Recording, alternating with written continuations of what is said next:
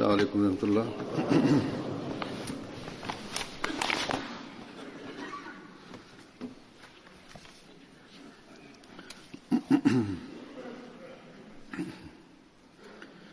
أشهد أن لا إله إلا الله أشهد أن لا إله إلا الله وحده لا شريك له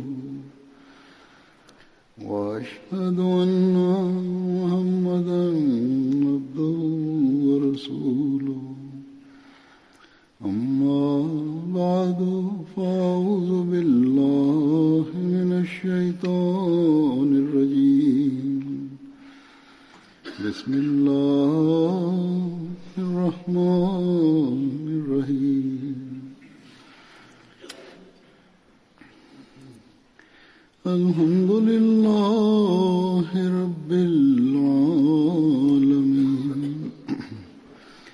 الرحمن الرحيم مالك يوم الدين إياك نعبد وإياك نستعين اهدنا الصراط المستقيم صراط الذين أنعمت عليهم غير المغضوب عليهم ولا الضالين.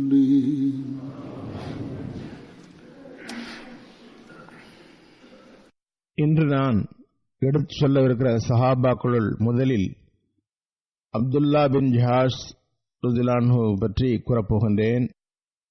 அவர் உமேமா பின்த் அப்துல் முத்தலிப் அவர்களின் மகனாவார்கள்.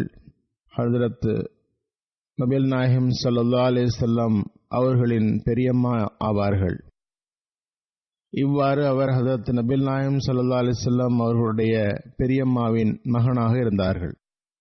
ஹஜ்ரத் நபிகள் நாயகம் ஸல்லல்லாஹு அலைஹி வஸல்லம் அர்க்கமுடைய வீட்டிற்கு செல்லும் முன்னரே இவர் இஸ்லாத்தை ஒப்புக்கொண்டிருந்தார். அர்க்கமுடைய வீடு அர்க்கம் பின் அர்க்கம் என்ற புதிய முஸ்லிமின் வீடாக அப்போது இருந்தது. அங்கு முஸ்லிம்கள் ஒன்று கூடினர். மக்காவிற்கு சற்று தொலைவில் இருந்தது. மார்க்கத்தை கற்கவும் இபாதத் செய்யவும் அது அவர்களின் தலைமையகமாக இருந்தது.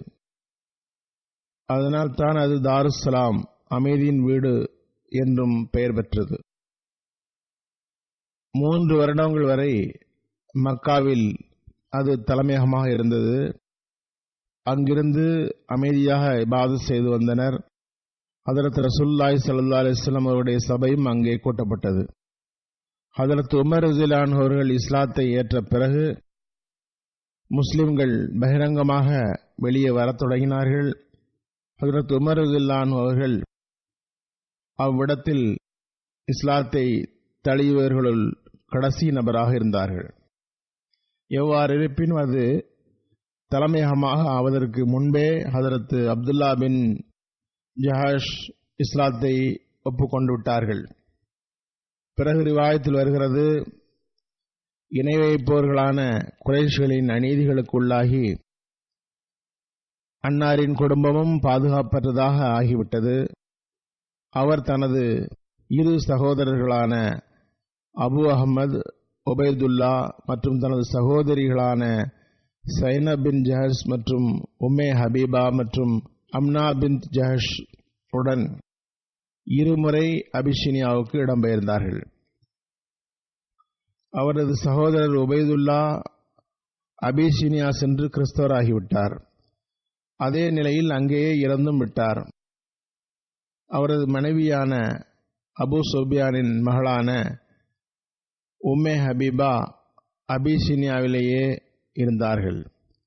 ஹஜ்ரத் நபிகள் நாயகம் ஸல்லல்லாஹு அலைஹி வஸல்லம் அவர்கள் அன்னாரை திருமணம் செய்தார்கள். பிறகு அப்துல்லா பின் ஜஹஷ் மதீனாவுக்கு இடம்பெயரும் முன்பே மக்கா வந்து அடைந்தார்கள்.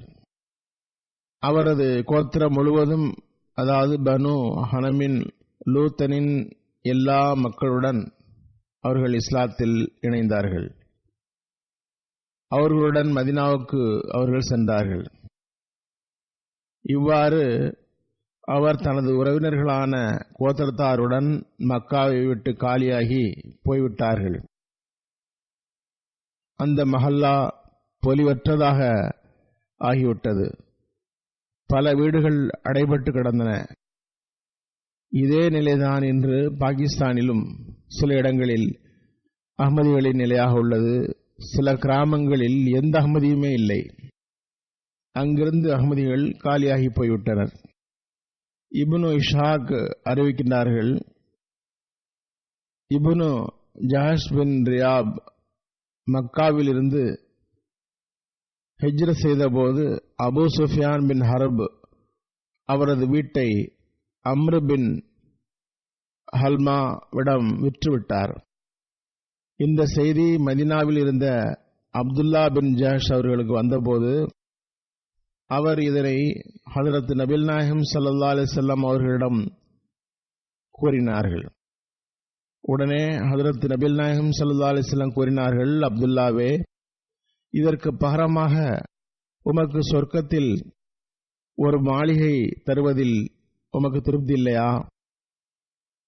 அப்துல்லா பின் ஜஹஷ், ஏன் இல்லை அல்லாஹ்வின் தூதரே என்றார்கள். நான் அதனையே விரும்புகிறேன். அன்னார் கூறினார்கள், எந்த இடங்களை நீர் விட்டுவிட்டு வந்தீரோ அதற்கு பகரமாக ஜன்னத்தில் மாளிகை செய்யப்பட்டிருக்கும். அது உங்களுக்காக ஆயத்தம் செய்யப்பட்டுள்ளது. ஹஜ்ரத் அப்துல்லா பின் ஜஹஷ் அவர்களை ஹஜ்ரத் நபிகள் நாயகம் ஸல்லல்லாஹு அலைஹி வஸல்லம் ஒரு நஹ்லாவின் பள்ளத்தாக்கிற்கு அனுப்பினார்கள். அது பற்றி நூல்களில் இவ்வாறு வருகிறது. ஒருமுறை ஹஜ்ரத் நபிகள் நாயகம் ஸல்லல்லாஹு அலைஹி வஸல்லம் இஷா தொழுகைக்கு பிறகு ஹஜ்ரத் அப்துல்லா பின் ஜஹஷிடம் கூறினார்கள், நீங்கள் காலையில் உம்முடைய ஆயுதங்களை தரித்துக் கொண்டு வருக. நான் உம்மை ஒரு இடத்திற்கு அனுப்பப் போகிறேன். இந்த வகையில் ஹஜ்ரத் நபிகள் நாயகம் ஸல்லல்லாஹு அலைஹி வஸல்லம் சுப தொழுது முடிந்ததும் அப்துல்லா பின் ஜஹஷை வில் மற்றும் அம்புகள் மற்றும் கேடயத்துடன் எதிர்பார்த்து நின்றார்கள். ஹஜ்ரத் நபிகள் நாயகம் ஸல்லல்லாஹு அலைஹி வஸல்லம் உபை பின் காபை அழைத்து ஒரு கடிதம் எழுதுமாறு கூறினார்கள். கடிதம் எழுதப்பட்டதும் அதனை வாங்கி அப்துல்லா பின் ஜஹஷிடம் தந்து, நான் உம்முடைய தலைமையில் உம்மை கண்காணிப்பாளராக்கியவாறு ஒரு கூட்டத்திடம் அனுப்புகிறேன். வரலாற்றில் வருகிறது, ஹஜ்ரத் நபிகள் நாயகம் ஸல்லல்லாஹு அலைஹி வஸல்லம் முதலில் இப்படைக்கு தலைமையை உபைதா பின் ஹாரிஸிடம் ஒப்படைத்திருந்தார்கள். புறப்படும் முன் அவர் விடை பெறுவதற்காக வீட்டுக்கு சென்றபோது அவரது பிள்ளைகள் ஹஜ்ரத் நபிகள் நாயகம் ஸல்லல்லாஹு அலைஹி வஸல்லம் அழுதனர். உடனே ஹஜ்ரத் நபிகள் நாயகம் ஸல்லல்லாஹு அலைஹி வஸல்லம் அப்துல்லா பின் ஜஹஷை அமீராக்கி அவ்விடத்திற்கு அனுப்பினார்கள். அப்துல்லா பின் ஜஹஷ் அவர்களை அனுப்பும்போது அவருக்கு அமீருல் முஃமினீன் என்ற பட்டத்தை சூட்டினார்கள். சீரத்துல் ஹல்பியாவில் இது குறிப்பிடப்பட்டுள்ளது. இவ்வாறு அப்துல்லா பின் ஜஹஷ் அவர்கள்தான் இஸ்லாமிய வரலாற்றில் அமீருல் முஃமினீன் என்ற பட்டப்பெயர் சூட்டப்பட்ட முதல் மனிதர் ஆவார்கள். ஹஜ்ரத் முஸ்லிம் மவ்ஊத் ரலியல்லாஹு அன்ஹு யஸ்அலூனக அனில் ஷஹரில் ஹராமி கிதாலின் ஃபீஹி என்ற வசனத்திற்கு விரிவுரை எழுதும்போது இந்த சம்பவத்தை குறிப்பிடுகிறார்கள். ஹஜ்ரத் ரசூல் கரீம் ஸல்லல்லாஹு அலைஹி வஸல்லம் அவர்கள் மக்கா முக்கர்ரமாவிலிருந்து ஹிஜ்ரத் செய்து மதீனா சென்ற பின்னரும் கூட மக்காவாசிகளுடைய கோபம் குறையவில்லை. மதீனாவாசிகளுக்கு மிரட்டல் விடுத்துக் கொண்டே இருந்தனர். நீங்கள் எங்கள் மக்களுக்கு அடைக்கலம் கொடுத்துள்ளீர்கள். உங்களுக்கு இனி ஏதோ ஒரு வழிதான் உள்ளது. ஒன்று, அவர்கள் அனைவரையும் நீங்கள் கொலை செய்துவிட வேண்டும், அல்லது மதீனாவை விட்டு வெளியேற்ற வேண்டும். இல்லையென்றால் நாங்கள் சத்தியமாக கூறுகின்றோம், நாங்கள் மதீனாவின் மீது தாக்குதல் தொடுப்போம். உங்கள் எல்லோரையும் கொன்றுவிட்டு உங்கள் பெண்களை கைப்பற்றிக் கொள்வோம் என்றனர். வெறும் மிரட்டல் மட்டுமல்ல, மதீனா மீது தாக்குதல் தொடுக்க ஆயத்தங்களையும் செய்தனர். ஹதரத் நபிகள் நாயகம் ஸல்லல்லாஹு அலைஹி வஸல்லம் உடைய நிலை அந்த நாட்களில் எவ்வாறு இருந்ததென்றால், அவர்கள் பல இரவுகள் விழித்துக் கொண்டிருந்தார்கள். அதேபோன்று சஹாபாக்களும் இரவில் ஆயுதம் தரித்தவாறு உறங்கினர். இரவின் இருட்டில் எதிரிகள் திடீரென்று தாக்குதல் தொடுத்துவிடக்கூடாதே என்று அவ்வாறு செய்தனர். இந்நிலையில் ஹதரத் நபிகள் நாயகம் ஸல்லல்லாஹு அலைஹி வஸல்லம் ஒரு பக்கம் மதீனாவிற்கு அக்கம் பக்கத்தில் வாழ்பவர்களுடன் உடன்படிக்கை செய்தனர். அதுபோன்று சூழ்நிலை வந்தால் முஸ்லிம்களுக்கு ஒத்துழைப்பு நல்க வேண்டும் என்று.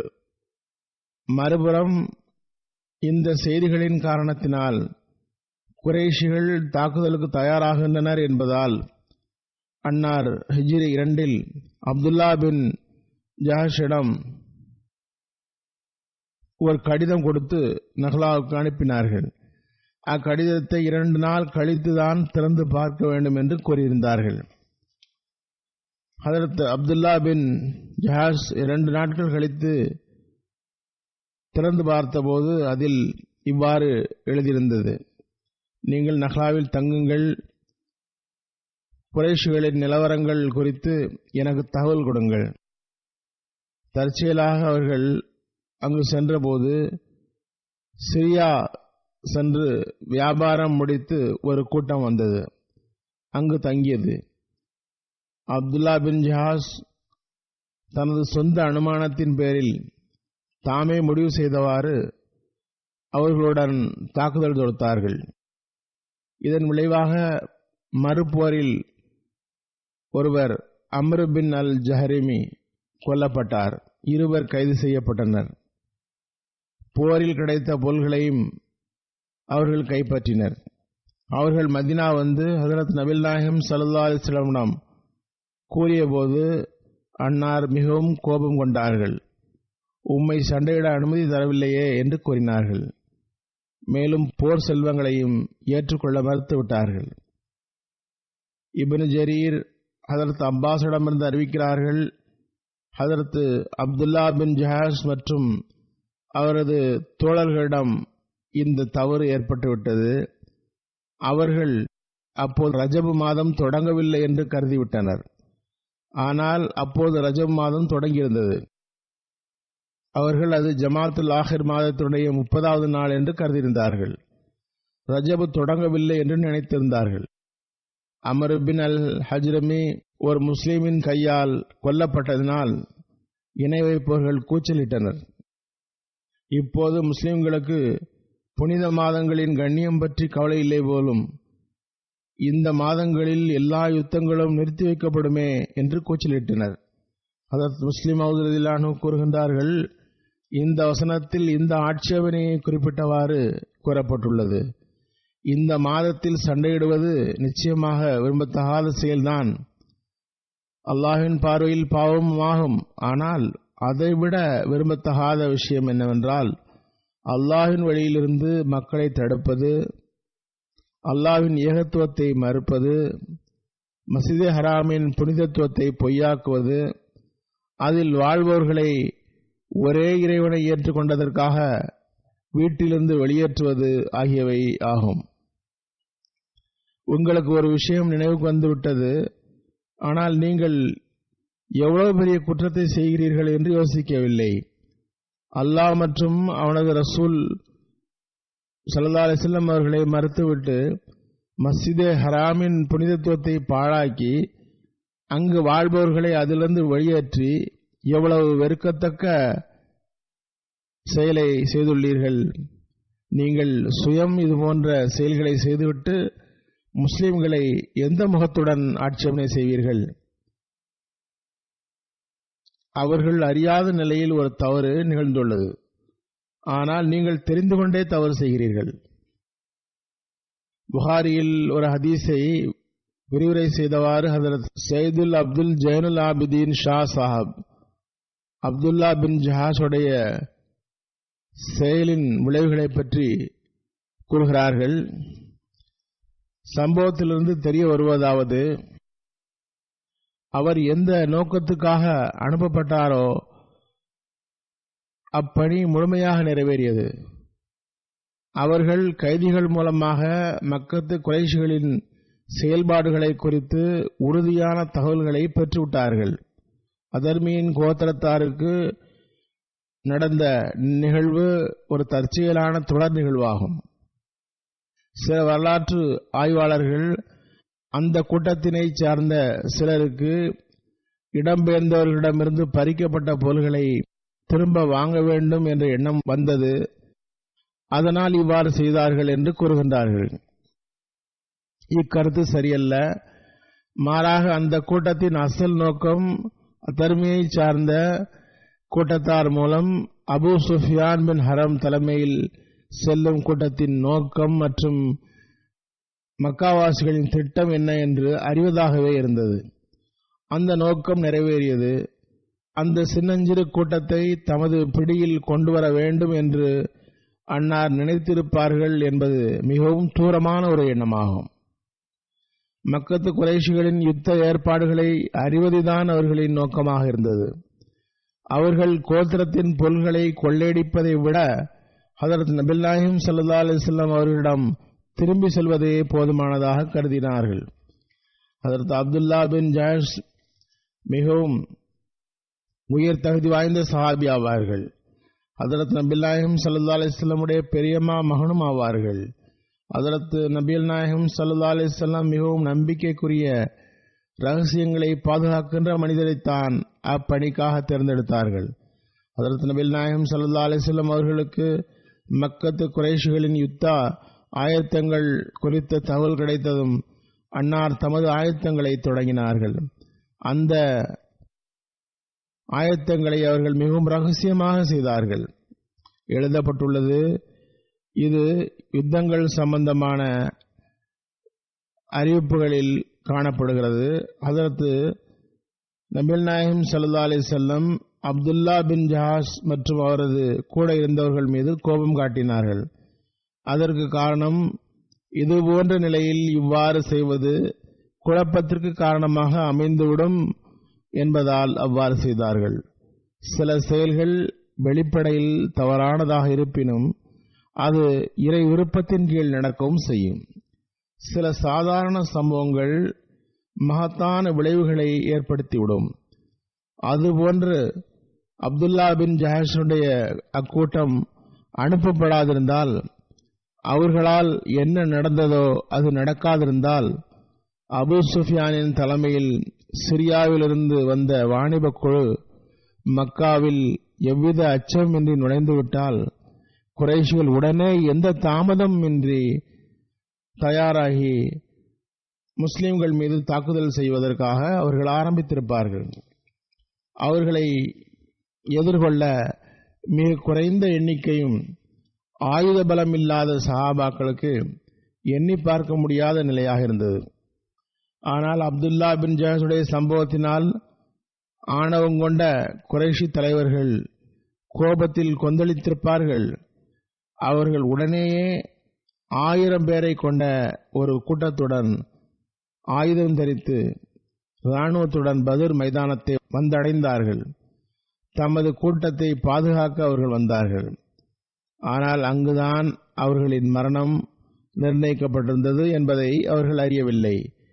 இன்னொரு புறம் கண்ணியத்துக்குரிய சஹாபாக்களுக்கு ஆயுதம் தரித்த ஒரு படையை எதிர்கொள்ள வேண்டி வரும் என்று தெரிந்திருந்தால் ஒரு சிலர் தயங்கியிருப்பார்கள். எனவேதான் ரகசியமாக அந்த பணி நடந்தது. இதனால் யுத்தத்தில் பயன் தரத்தக்க ஒரு யுக்தியை அன்னார் கையாண்டார்கள். தற்போது அந்த யுத்த நடைமுறைக்கு உருமாற்றம் என்று சொல் பயன்படுகிறது.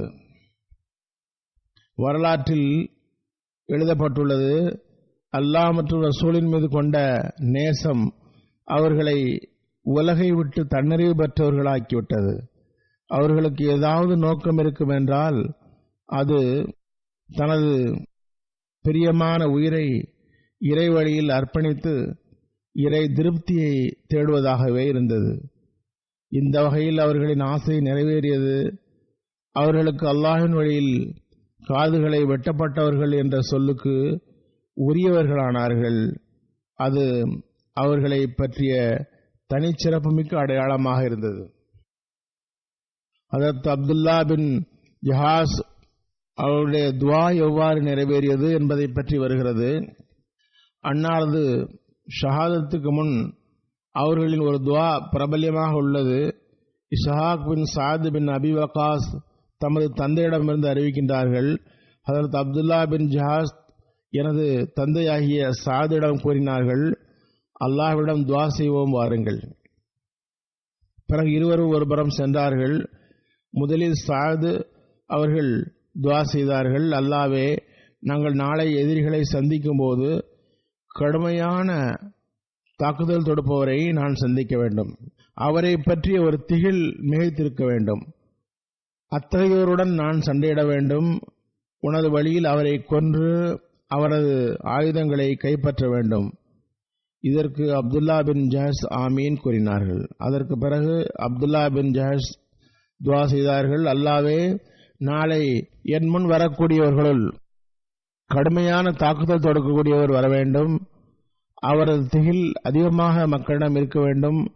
அத்தகையவரை நான் உனக்காக கொல்ல வேண்டும், அல்லது அவர் மிகைத்து என்னை கொன்று எனது மூக்கு, காது ஆகியவற்றை அறுக்க வேண்டும். இந்நிலையில் நான் உன்னிடம் வர வேண்டும். நீ என்னிடம் கேட்க வேண்டும், அப்துல்லாவே, எவரது வழியில் உனது மூக்கும் இரு காதுகளும் வெட்டப்பட்டன என்று. அப்பொழுது நான் உன்னிடம் உன்னுடையதும் உன்னுடைய ரசூலின் வழியில் அறுக்கப்பட்டன என்று கூறுவேன். அதற்கு பதிலாக, இறைவா, நீ உண்மை கூறினாய் என்று கூற வேண்டும். சாது கூறினார், என் துவாவை விட அப்துல்லா பின் ஜஹஷுடைய இந்த துவா மிகவும் சிறந்தது. எனவே நான் கடைசி நாளில் அவரது மூக்கு, காதுகளை பார்த்தேன். அவை வெட்டப்பட்டிருந்தன. இது மிகவும் அநீதியான செயலாகும். காபிர்கள் இவ்வாறு செய்து வந்தனர். இதனையே இன்று சில கடுமையை விரும்பும் முஸ்லிம்கள் இஸ்லாத்தின் பெயரால் செய்கின்றனர். ஹதரத் அம்தா பின் முத்தலிப் பின் அப்துல்லா பின் அந்தக் உடைய ரிவாயத். ஹதரத் ரசூலுல்லாஹி ஸல்லல்லாஹு அலைஹி வஸல்லம் உஹதுக்கு புறப்பட்ட அன்று ஹதரத் ரசூலுல்லாஹி ஸல்லல்லாஹு அலைஹி வஸல்லம் வழியில் இரவில் ஷேஹைன் என்ற இடத்தில் தங்கினார்கள். ஹதரத் உம்மே சல்மா பொரித்த கரியை வழங்கினார்கள். அன்னார் அதை உண்டார்கள். ஹதரத் நபிகள் நாயகம் ஸல்லல்லாஹு அலைஹி வஸல்லம் அவர்களுக்கு அடுத்து இன்னொரு பானத்தை வழங்கினார்கள். நபீஸ் என்ற ஒரு பானமாகும். அதனை அன்னார் பருகினார்கள். எனது கருத்தின்படி அது ரவை கஞ்சியை போன்று இருந்தது. ஒருவர் அந்த பாத்திரத்தை எடுத்து சிறிது அருந்தினார். பிறகு அப்துல்லா பின் ஜஹாஷ் அவர்களிடம் தரப்பட்டது. அன்னார் அதனை முழுதுமாக குடித்து முடித்தார்கள். ஒருவர் அதனை எனக்கு தாருங்கள் என்றார். நாளை காலை நீங்கள் எங்கே போகப் போகிறீர்கள் என்று தெரியுமா என்று அவர் கூறினார். அப்துல்லா பின் ஜஹஷ் கூறினார்கள், எனக்கு தெரியும். அல்லாஹ்விடம் இதே நிலையில் சென்று சந்திப்பதை விரும்புகிறேன். நல்ல உண்டு குடித்த நிலையில் அவனை சந்திக்க விரும்புகிறேன். எனக்கு மிகவும் அன்பிற்குரியவனை பசிதாகத்துடன் சந்திக்க விரும்பவில்லை. ஷஹாபாக்களுடைய இறைநேசம் மிகவும் வியக்கத்தக்கது. அதற்காக அவர்களின் தயாரிப்புகளும் வியக்கத்தக்கதாகவே இருந்தன. ஹதரத் அப்துல்லா பின் ஜஹாஸ், ஹதரத் ஹம்சா பின் அப்துல் முத்தலிப் இருவரையும் ஒரே கபரில் அடக்கம் செய்யப்பட்டனர். ஹதரத் ஹம்சா ஹதரத் அப்துல்லா பின் ஜஹாஸுடைய மாமா ஆவார்கள். ஷஹாதத்தின் போது அவரது வயது 40 விட சற்று அதிகம். ஹதரத் நபிகள் நாயகம் ஸல்லல்லாஹு அலைஹி வஸல்லம் அவர்கள் அவர் விட்டு சென்ற பொருள்களுக்கு பாதுகாவலராக இருந்தார்கள். ஹதரத் நபிகள் நாயகம் ஸல்லல்லாஹு அலைஹி வஸல்லம் அவரது மகனுக்கு கைபரின் பொருள்களை வாங்கி தந்தார்கள். ஹதரத் அப்துல்லா பின் ஜஹாஸ் மிகவும் சிறந்த ஆலோசனை கூறுபவராக இருக்கின்ற சிறப்பையும் பெற்றிருந்தார்கள். ஹதரத் ரசூலே கரீம் ஸல்லல்லாஹு அலைஹி வஸல்லம் அவர்கள் பத்ர் பற்றி சஹாபாக்களிடம் ஆலோசனை கேட்டார்கள். அதில் இவர்களும் இருந்தார்கள். ஹதரத் முஸ்லிம் மவ்ஊத் ரலியல்லாஹு அன்ஹு ஹதரத் நபிகள் நாயகம் ஸல்லல்லாஹு அலைஹி வஸல்லம் உடைய உஹது போர்க்களத்தில் இருந்து திரும்பிய சம்பவத்தை கூறும்போது ஹதரத் அப்துல்லா பின் ஜஹஷுடைய சகோதரியின் சம்பவத்தை கூறுகின்றார்கள். வரலாற்றில் இவ்வாறு வருகிறது: உஹது போரில் ஹதரத் நபி நாயகம் ஸல்லல்லாஹு அலைஹி வஸல்லம் எந்த அளவுக்கு தனது உயர்ந்த நல்லொழுக்கத்தையும் விவேகத்தையும் காட்டினார்கள், மக்களிடம் எவ்வாறு கனிவும் அனுதாபம் காட்டினார்கள் என்பதை இந்த யுத்தத்திலிருந்து தெரிந்து கொள்ளலாம்.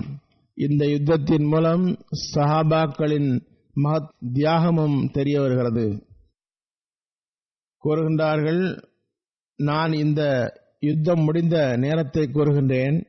அன்னார் திரும்பிக் கொண்டிருந்தபோது மதீனாவின் பெண்கள் அன்னாரின் ஷஹாதத் செய்தியை கேட்டிருந்தார்கள்.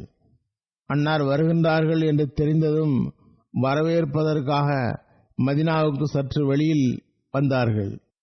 அதில் அன்னாருடைய மைத்தினி ஜைனப் பின் ஜஹஷ் அவர்களும் இருந்தார்கள். அவர்களின் 3 நெருங்கிய உறவினர்கள் இந்த யுத்தத்தில் இறந்திருந்தார்கள். ஹதரத் ரசூலுல்லாஹி ஸல்லல்லாஹு அலைஹி வஸல்லம் அவர்களை பார்த்ததும் கூறினார்கள், உங்களுடைய உறவினர்களின் மரணத்திற்காக வருத்தப்படுங்கள். இது அரபி மொழியின் ஒரு சொல் வழக்காகும். உன்னுடைய உறவினர்களுள் ஒருவர் கொல்லப்பட்டு விட்டார் என்ற செய்தியை நான் உனக்கு தெரிவிக்கிறேன் என்பது அதன் பொருளாகும். ஜைனப் பின் ஜஹாஸ் கூறினார்கள், யா ரசூலல்லாஹ், எந்த மரணத்திற்காக நான் வருத்தப்பட வேண்டும்?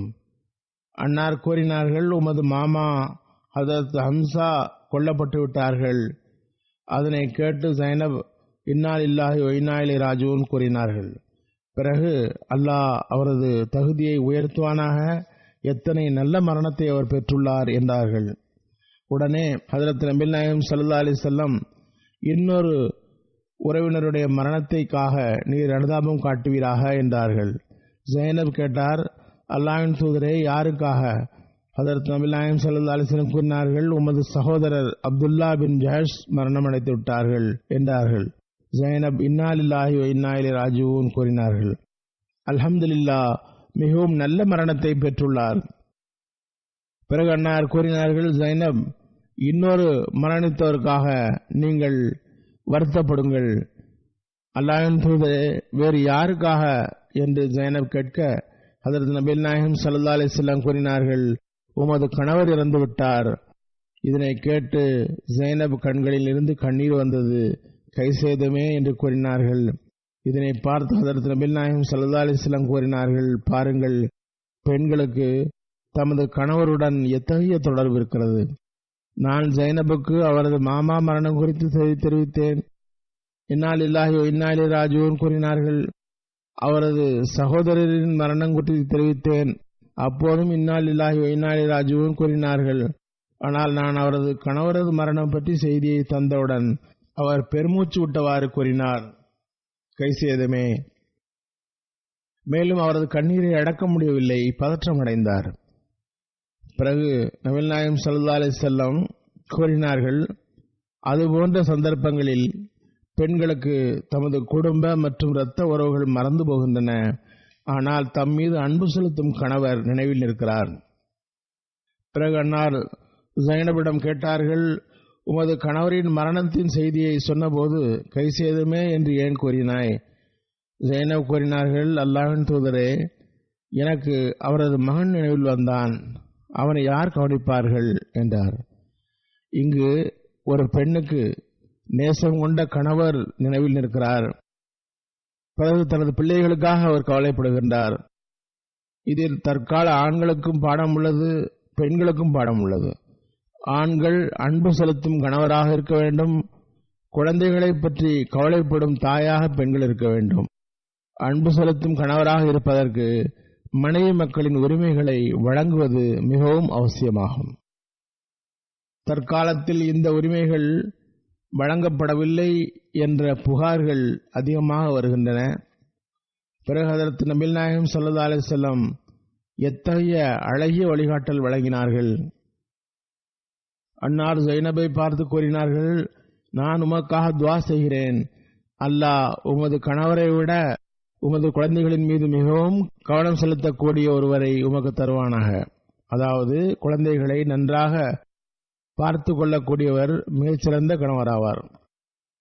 இந்த துவாவின் விளைவாக பிறகு ஹதரத் ஜைனப் ரலியல்லாஹு அன்ஹா அவர்களுடைய திருமணம் தல்ஹா ரலியல்லாஹு அன்ஹு அவர்களுடன் நடந்தது. அவர்களுக்கு முஹம்மது பின் தல்ஹா பிறந்தார். ஆனால் வரலாற்றிலிருந்து தெரிய வருகிறது, ஹதரத் தல்ஹா தனது மகன் முஹம்மது மீது சைனபின் மூத்த கணவரின் குழந்தைகள் மீது காட்டும் அன்பை விட அதிக அன்பு காட்டவில்லை.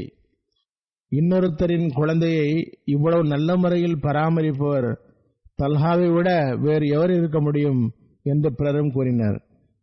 இது ஹதரத் ரசூலுல்லாஹி ஸல்லல்லாஹு அலைஹி வஸல்லம் அவர்களுடைய துஆவின் விளைவாகும். இரண்டாவது சஹாபி கஅப் பின் சயீத். அவரது பெயர் கஅப் பின் சயீத் பின் கைஸ் பின் மாலிக் என்பது முழு பெயராகும். இவர் பனு நஜ்ஜார் கோத்திரத்தை சார்ந்தவர். ஹதரத் கஅப் பதர் போரில் கலந்து கொண்டிருந்தார்கள். அகல் போரில் ஷஹீதாக்கப்பட்டிருந்தார்கள். அன்னார் உமையா பின் ரபியா பின் சகர் உடைய அம்பு பட்டு அவர்கள் வஃபாத்தானார்கள். அவர் பஹரே மமுனா என்ற இடத்தில் நடந்த ஷஹாதத்துகளில் இவர்கள் மட்டுமே தப்பியிருந்தார்கள். அதாவது ஹதரத் நபிகள் நாயகம் ஸல்லல்லாஹு அலைஹி வஸல்லம் ஒரு கோத்திரத்தாருக்கு அவர்களின் வேண்டுகோளை ஏற்று 70 சஹாபிகளை அனுப்பினார்கள். அதில் நிறைய பேர் குர்ஆன் மனனம் செய்தவர்கள், நல்ல ஓதக்கூடியவர்களாக இருந்தார்கள். அவர்கள் இந்த சஹாபாக்களை ஏமாற்றி ஷஹீதாக்கினார்கள். ஹதரத் கஅப் ரலியல்லாஹு அன்ஹு அவர்களை தவிர அன்னார் மட்டும் உயிரோடு தப்ப காரணம், அவர் ஒரு மலையின் மீது ஏறிவிட்டார்கள். சில ரிவாயத்துகளின்படி குஃபார் தாக்குதல் தொடுத்து அவரையும் கூட கடும் காயத்திற்கு உள்ளாக்கினார்கள். காபிர்கள் அவர் இறந்து போனதாக கருதி விட்டு சென்று விட்டார்கள். ஆனால் அப்போது அவர்களுக்கு உயிர் வந்தது. பிறகு அவர்கள் மதீனா வந்தார்கள். அதாவது அன்னார் பிழைத்துக் கொண்டார்கள். மூன்றாவது சாலி சுஹ்ரான் என்ற சஹாபி. இவர்கள் பெயர் சாலி என்பதாகும், சுஹ்ரான் என்பது பட்டப்பெயராகும். இதன் மூலமாக அவர்கள் பிரபல்யமாக இருந்தார்கள். சாலி சுஹ்ரான் அவர்கள் அப்துல்லா பின் அவுஃபுடைய விடுதலை விடப்பட்ட அடிமையாவார்கள். ஹதரத் ரசூலுல்லாஹி ஸல்லல்லாஹு அலைஹி வஸல்லம் அவர்கள் இவரை தனது பணிக்காக விரும்பி வைத்திருந்தார்கள். அப்துர் ரஹ்மானுக்கு விலை கொடுத்து வாங்கினார்கள். சில ரிவாயத்துகளின்படி அப்துர் ரஹ்மான் பின் அவுஃப் எந்த விலையையும் பெறாமல் ஹதரத் நபிகள் நாயகம் ஸல்லல்லாஹு அலைஹி வஸல்லம் அவர்களுக்கு காணிக்கையாக அவரை வழங்கிவிட்டார்கள். ஹதரத் சாலி சுஹ்ரான் பத்ர் போரில் கலந்து கொண்டார். இவர் அப்போது அடிமையாக இருந்தார்கள், விடுதலை பெறவில்லை. ஹதரத் நபிகள் நாயகம் ஸல்லல்லாஹு அலைஹி வஸல்லம் அவர்கள் அவருக்கு பங்கு எதுவும் நிர்ணயிக்கவில்லை. ஹதரத் நபிகள் நாயகம் ஸல்லல்லாஹு அலைஹி வஸல்லம் சாலி சுஹ்ரானை கைதிகளை கண்காணிப்பாளராக நியமித்தார்கள். சாலி சுஹ்ரான் எந்த கைதிகளை கண்காணித்தார்களோ அவர்களிடமிருந்து பொருள் கிடைத்ததினால் அவர்களுக்கு அது போர் செல்வத்தை விட அதிகமாகவே இருந்தது. அதாவது போர் செல்வத்திலிருந்து அவர்களுக்கு பங்கு கிடைக்கவில்லை, இருந்தும் கைதிகளை கண்காணித்ததில் அவர்களுக்கு போர் செல்வத்தை விட அதிக பொருள்கள் கிடைத்தன. பத்ர் யுத்தத்திற்கு பிறகு ஹதரத் நபிகள் நாயகம் ஸல்லல்லாஹு அலைஹி வஸல்லம் அவரை விடுதலை விட்டுவிட்டார்கள். ஹதரத் ஜாபிர் பின் முஹம்மது சாதிக் கூறுகின்றார்கள், ஹதரத் சுஹ்ரான் திண்ணை தோழர்களை சார்ந்தவராக இருந்தார்கள். திண்ணை தோழர் எப்போதும் ஹதரத் நபிகள் நாயகம் ஸல்லல்லாஹு அலைஹி வஸல்லமுடைய வீட்டு வாசலில் அமர்ந்திருந்தார்கள். ஹதரத் சுஹ்ரான் அவர்களுக்கும் இந்த வாய்ப்பு கிடைத்திருந்தது. அதாவது ஹதரத் நபிகள் நாயகம் ஸல்லல்லாஹு அலைஹி வஸல்லம் அவருடைய வஃபாத்தின் போது அவர்களை குளிப்பாட்டவும் அடக்கம் செய்யவும் அவர்களுக்கு வாய்ப்பு கிடைத்திருந்தது.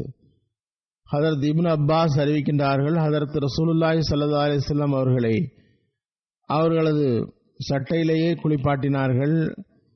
அவர்களின் கபரில் ஹதரத் அலி மற்றும் ஹதரத் ஃபஸல் பின் அப்பாஸ், ஹதரத் குசம் பின் அப்பாஸ், ஹதரத் சுஹ்ரான், ஹதரத் அவுஸ் பின் ஹவலி ஆகியோர் இறங்கி நின்றார்கள். ஹதரத் சுஹ்ரான் இது பற்றி கூறுகின்றார்கள், அல்லாஹின் மீது ஆணையாக நான் தான் ஹதரத் நபிகள் நாயகம் ஸல்லல்லாஹு அலைஹி வஸல்லம் கபரில் பட்டு துணியாலான ஒரு விரிப்பை விரித்தேன். சஹீஹ் முஸ்லிமுடைய ரிவாயத்தின்படி அது ஒரு சிவந்த நிற பட்டு விரிப்பாக இருந்தது. ஹதரத் நபிகள் நாயகம் ஸல்லல்லாஹு அலைஹி வஸல்லம் பயன்படுத்தி வந்த விரிப்பாக இருந்தது. ஹதரத் சுஹ்ரான் கூறுகின்றார்கள், ஹதரத் ரசூலுல்லாஹி ஸல்லல்லாஹு அலைஹி வஸல்லம் அவர்களுக்கு பிறகு அதனை ஒருவர் போர்த்துவதையும் விரிப்பதையும் நான் விரும்பவில்லை. ஹதரத் நபி நாயகம் ஸல்லல்லாஹு அலைஹி வஸல்லம் அதனை போர்த்தினார்கள், விரித்தார்கள். பல்வேறு போர்களில் ஹதரத் நபி நாயகம் ஸல்லல்லாஹு அலைஹி வஸல்லம் அவர்கள் சுஹ்ரானை போர் பொருள்கள் மற்றும் ஆயுதங்கள், கால்நடைகளுக்கு கண்காணிப்பாளராக நியமித்திருந்தார்கள். அச்சமயங்களில் அவர் மிகவும் நம்பிக்கைக்குரியவர்களாக இருந்தார்கள்.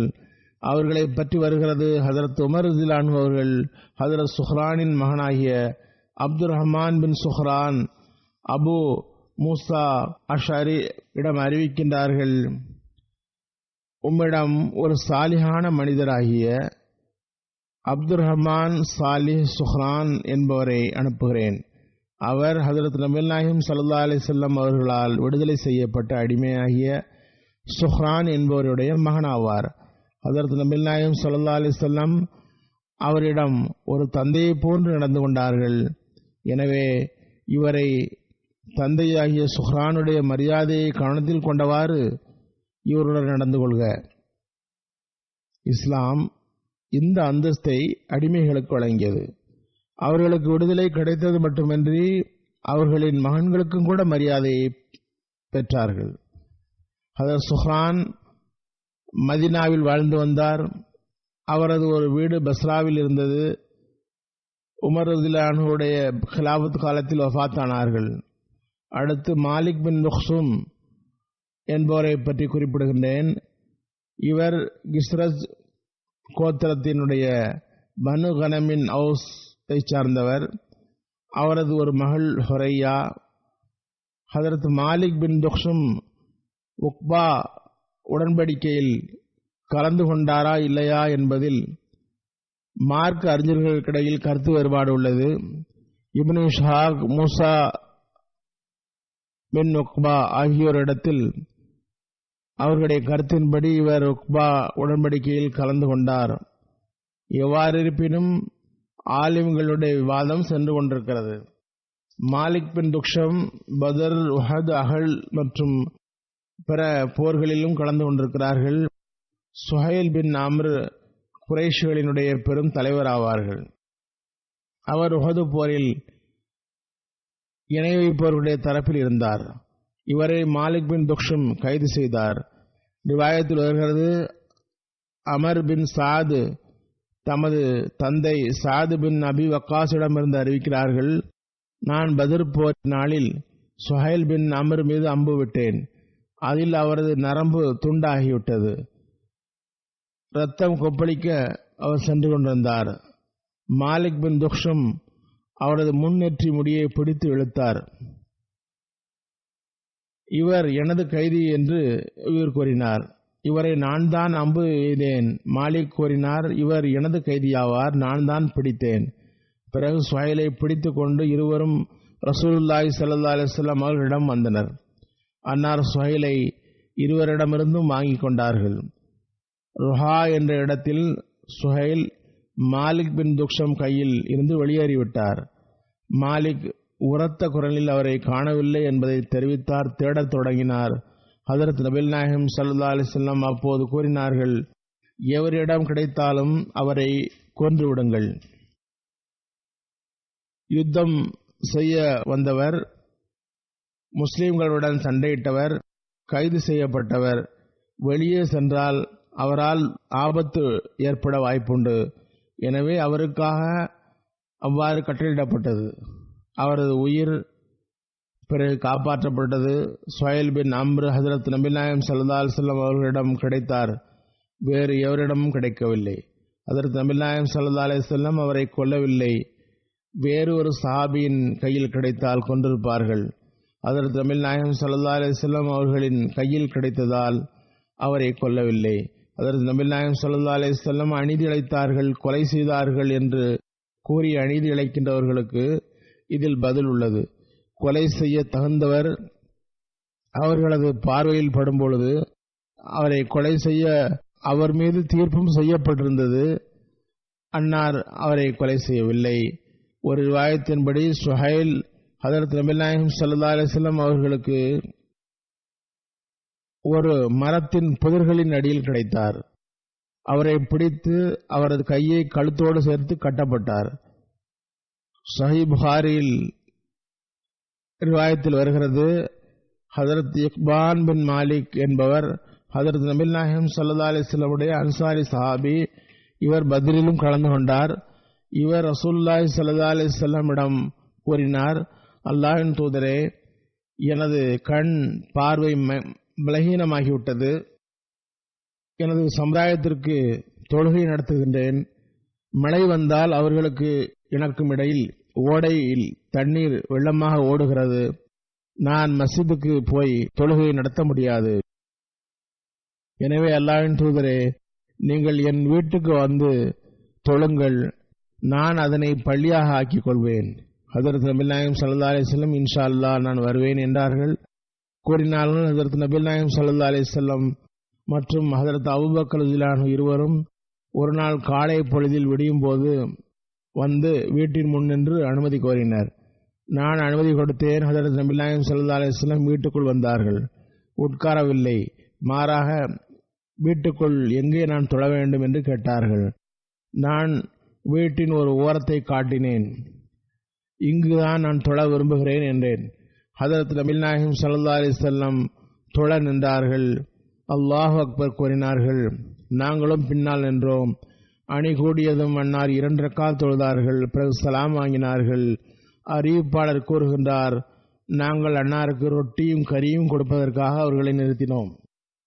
வீட்டில் அவர்களை தவிர மஹல்லாவில் இருந்து உள்ள வேறு சிலரும் வந்திருந்தார்கள். எல்லோரும் சேர்ந்ததும் ஒருவர் கூறினார், மாலிக் பின் துக்ஷும் எங்கே காணோம். அதில் ஒருவர் கூறினார், அவர் நயவஞ்சகர், அல்லாஹ்வின் மீதும் ரசூலின் மீதும் அன்பு கொள்ளவில்லை. ஒருவேளை அவர் வாழ்ந்த பகுதியை சார்ந்தவராக இருக்கலாம். ஹதரத் நபிகள் நாயகம் ஸல்லல்லாஹு அலைஹி வஸல்லம் கூறினார்கள், அவ்வாறு கூற வேண்டாம். அவர் லா இலாஹ இல்லல்லாஹை ஒப்புக்கொண்டதை நீர் பார்க்கவில்லையா? அதில் அல்லாஹ்வின் திருப்தியைத்தான் அவர் நாடியுள்ளார். அவர் கூறினார், அல்லாஹ்வும் அவனது ரசூலும் தான் சிறந்த முறையில் அறிவர். நயவஞ்சகர்களுக்காக அவர்களின் நலனையே விரும்புவோராக அவரை நாங்கள் பார்த்துள்ளோம். ஒருவேளை அவரது உள்ளத்தின் மென்மையின் காரணத்தினால் அவ்வாறு அவர் விரும்பியிருக்கலாம். அவர்களுக்கு தப்லீக் செய்து இஸ்லாத்தில் அவர்களை கொண்டு வந்து விடலாம் என்று அவர் நினைத்திருக்கலாம். எனவே அவருக்கு அனுதாபம் இருந்திருக்கலாம். இதனால் சஹாபாக்களிடம் தப்பெண்ணம் உருவாகியது. ரசூலுல்லாஹி ஸல்லல்லாஹு அலைஹி வஸல்லம் கூறினார்கள், அல்லாஹ் தஆலா ஒருவர் மீது நெருப்பை ஹராமாக்கிவிட்டான். அவர் லா இலாஹ இல்லல்லாஹ் கூறியவர் என்றால் நிபந்தனை, அதில் அவர் அல்லாஹ்வின் திருப்தியை மட்டுமே நாடுபவராக இருக்க வேண்டும். இந்த குஃபர் ஃபத்வா வழங்குகின்ற பெயர் தாங்கி ஆலிம்களுக்கும் இதே பதில்தான். குறிப்பாக அவர்கள் அஹ்மதிகளின் மீது இந்த அடிப்படையில் அநீதிழைக்கின்றார்கள். இந்த பெயர் தாங்கி ஆலிம்களின் ஃபத்வாக்களினால் முஸ்லிம் நாடுகள் நிம்மதி அடைகின்றன. பாகிஸ்தானில் லப்பைக் யா ரசூலல்லாஹ் என்ற ஒரு இயக்கம் செல்கிறது. அவர்கள் கோஷமிடுகின்றார்கள். ஆனால் லப்பைக் யா ரசூலல்லாஹ் என்பது ரசூலுல்லாஹி ஸல்லல்லாஹு அலைஹி வஸல்லம் உடைய வழிகாட்டலான லா இலாஹ இல்லல்லாஹ் கூறியவரை முஸ்லீம்கள் இல்லை என்று கூறாமல் இருப்பதாகும். அல்லாஹ் அவர்கள் மீது நெருப்பை ஹராமாக்கிவிட்டான். அல்லாஹ்வின் திருப்தியை நாடியிருந்தால் இவ்வாறு செய்ய மாட்டீர்கள். ஹதரத் ரசூலுல்லாஹி ஸல்லல்லாஹு அலைஹி வஸல்லம் அவர்களை விட இவர்கள் மக்களின் உள்ளங்களை அறிந்தவர்களாக இருக்கின்றார்கள் போலும். அல்லாஹ் தஆலா இவர்களை விட்டு சமுதாயத்தை பாதுகாப்பானாக. இன்னொரு ரிவாயத்தில் வருகிறது, ஹதரத் இக்பான் பின் மாலிக் இடம் ரசூலுல்லாஹி ஸல்லல்லாஹு அலைஹி வஸல்லம் கூறினார்கள், ஹதரத் மாலிக் பின் துக்ஷும் லா இலாஹ இல்லல்லாஹை சாட்சி சொல்லவில்லையா? இக்பான் கூறினார்கள், ஏன் இல்லை, ஆனால் அது சாட்சி இல்லை. ஹதரத் ரசூலுல்லாஹி ஸல்லல்லாஹு அலைஹி வஸல்லம் கேட்டார்கள், அவர் தொழவில்லையா? ஏன் இல்லை, அவர் தொழுகை அல்ல. தற்கால மௌலிமார்களை போன்று அக்காலத்திலும் சிலரிடம் கடுமை இருந்திருக்கும் போலும் அத்தகைய மக்களை குறித்தே ஹதரத் நபிகள் நாயகம் ஸல்லல்லாஹு அலைஹி வஸல்லம் அவர்கள் இவ்வாறு ஒருவரை பற்றி கருத்து தெரிவிப்பதிலிருந்தும் தடுத்தார்கள். உள்ளத்தின் நிலையை அல்லாஹ்வே அறிவான் என்று ஹதரத் நபிகள் நாயகம் ஸல்லல்லாஹு அலைஹி வஸல்லம் கூறினார்கள். இவ்வாறு ஒருவரை பற்றி கருத்து சொல்வதை விட்டும் அல்லாஹ் நம்மை தடுத்துள்ளான். ஹஜ்ரத் நபி நாயகம் ஸல்லல்லாஹு அலைஹி வஸல்லம் அவர்களுக்கு அல்லாஹ் தடுத்து விட்டான். ஆனால் இந்த ஆலிம்களின் கருத்தின்படி அவர்களுக்கு அல்லாஹ் சான்று வழங்கியுள்ளான். அல்லாஹ்வின் பெயரால் அநீதி இழைப்பதற்கும் அனுமதி வழங்கியுள்ளான். குறிப்பாக இந்த பாகிஸ்தானிய ஆலிம்களுக்கு அனஸ் பின் மாலிக் அறிவிக்கின்றார்கள், ஹஜ்ரத் நபிகள் நாயகம் ஸல்லல்லாஹு அலைஹி வஸல்லம் அவர்களின் முன் மாலிக் பின் துக்ஷும் பற்றி தவறாக பேசப்பட்ட போது அன்னார் கூறினார்கள், என் கூட இருப்பவர்களை ஒருபோதும் தவறாக பேசாதீர்கள். ஹஜ்ரத் நபிகள் நாயகம் ஸல்லல்லாஹு அலைஹி வஸல்லம் தபூக் போருக்கு பிறகு மதீனா திரும்பிய போது ஒரு இடத்தில் தங்கினார்கள். அவர்களுக்கு கேடு விளைவிக்கக்கூடிய துன்பம் தரக்கூடிய பள்ளி பற்றிய வஹி இறங்கியது. அன்னார் மாலிக் பின் துக்ஷும் மற்றும் உஸ்மான் பின் ஹதி இருவரையும் கூப்பிட்டு அனுப்பினார்கள். இருவரையும் அந்த கேடு விளைவிக்கும் பள்ளிக்கு செல்லுமாறு கூறினார்கள். மாலிக் பின் துக்ஷும் உஸ்மான் பின் அதி இருவரும் ஜாலும் கோத்திரத்திடம் சென்றார்கள். ஏனென்றால் அது மாலிக் பின் துக்ஷும் உடைய கோத்திரமாக இருந்தது. மாலிக் பின் துக்ஷும் உஸ்மானிடம் கூறினார்கள், எனக்கு சிறிது அவகாசம் கொடுங்கள், நான் வீட்டிலிருந்து நெருப்பு எடுத்து வருகிறேன் என்று கூறி அவர் சில பேரீச்சம் மர பட்டைகளில் நெருப்பை மூட்டி எடுத்து வந்தார். இருவரும் மஸ்ஜிதே ஜிரார் என்ற அந்த கேடு விளைவிக்கக்கூடிய பள்ளிக்கு சென்றார்கள். ரிவாயத்தின்படி மக்ரிப் மற்றும் இஷாவுக்கு இடையில் போய் சேர்ந்தார்கள். அங்கு அதற்கு நெருப்பு வைத்து அதை பூமியோடு ஆக்கினார்கள். சிலர் தப்பெண்ணத்தின் காரணத்தினால் இவர் தவறான வழியில் போய்விட்டார் என்று கருதினார்கள். இவரை நயவஞ்சகர் என்று கருதினார்கள். அவரேதான் நயவஞ்சகர்களின் தலைமையகத்தை அழிப்போராகானார்கள். அல்லாஹ்வின் கட்டளையின்படி அதனை அழிப்பவர்களானார்கள். அல்லாஹ் இந்த சஹாபாக்களுடைய தகுதியை உயர்த்துவானாக, நம்மை ஆய்வு செய்பவர்களாக்குவானாக. அல்லாஹ்வின் கட்டளைகள் என்னென்ன, அதனை எந்த அளவுக்கு நாம் நிறைவேற்ற வேண்டும் என்பதனை ஆய்வு செய்பவர்களாக நம்மை ஆக்குவானாக.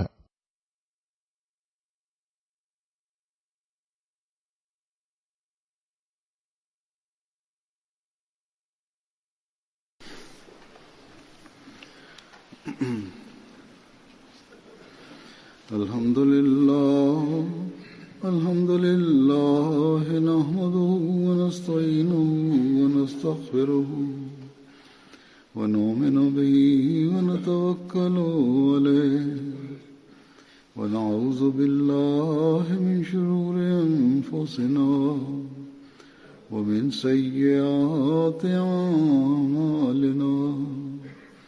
من يهده الله فلا مضل له ومن يضلل فلا هادي له ونشهد أن لا إله إلا الله ونشهد أن محمدا عبده ورسوله. عباد الله رحمكم الله، إن الله يأمر بالعدل والإحسان وإيتاء ذي القربى وينهى عن الفحشاء والمنكر والبغي يعظكم لعلكم تذكرون. اذكروا الله يذكركم وادعوه يستجب لكم ولذكر الله